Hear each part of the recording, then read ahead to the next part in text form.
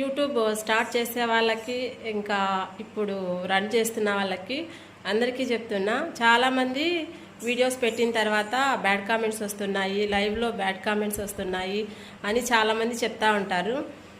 మనము బ్యాడ్ కామెంట్స్కి వాళ్ళు ఎట్లా పడితే అట్లా పెడతారు జనాలు, వాటికి అన్నిటికీ తట్టుకోగలిగితే మనము ఈ యూట్యూబ్లోకి అయితే రావాలి. అది కామనే. వాళ్ళు మనకి ఏదేదో గలీజు మాటలంటే మనం ఏమి అయిపోము కదా, మనం ముందరకు వచ్చి వాళ్ళు ఏమి అనరు కదా.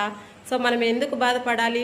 మనం కూడా ఎన్నో అంటాం వాళ్ళను. ఇప్పుడు బ్యాడ్ కామెంట్స్ పెట్టిన తర్వాత మనసులో అయినా తిట్టుకుంటాం, ఏందబ్బా వేడి ఇట్లా పెట్టాడు అనేసి. వానికేం వినిపించదు కదా. సో వాడు ఎన్నెన్నా బ్యాడ్ కామెంట్స్ పెట్టిని అది మనకు చాలా మంచిది. ఎందుకంటే వాడు బ్యాడ్ కామెంట్స్ పెడుతున్నాడంటే మన వీడియో చూస్తున్నాడు అనమాట. సో ఎవరైనా సరే బ్యాడ్ కామెంట్స్ వస్తున్నాయనేసి అస్సలు ఫీల్ అవ్వకండి. వాళ్ళు ఎంత బ్యాడ్ కామెంట్స్ పెడితే అంత మంచిది అనమాట. మనకు చాలా బాగా వ్యూస్ వస్తాయి. మామూలు బ్యాడ్ కామెంట్స్ అనేవి మామూలే. యూట్యూబ్లో పబ్లిక్లోకి వచ్చిన తర్వాత ఈ బ్యాడ్ కామెంట్స్ మామూలే. వీటిని అన్నిటిని తట్టుకోగలిగితే యూట్యూబ్లోకి రావాలి. ఓకేనా? బ్యాడ్ కామెంట్స్ వస్తున్నాయనేసి అస్సలు బాధపడకండి. సో అవంతా పక్కన తీసి పడేయాలన్నమాట. ఎవరో ఏదో అనుకుంటారనేసి మనము మన పని నిలుపుకుంటామా ఏంది? అస్సలు నిలుపుకోకండి. ఓకేనా? బ్యాడ్ కామెంట్స్ గురించి అస్సలు పట్టించుకోవండి.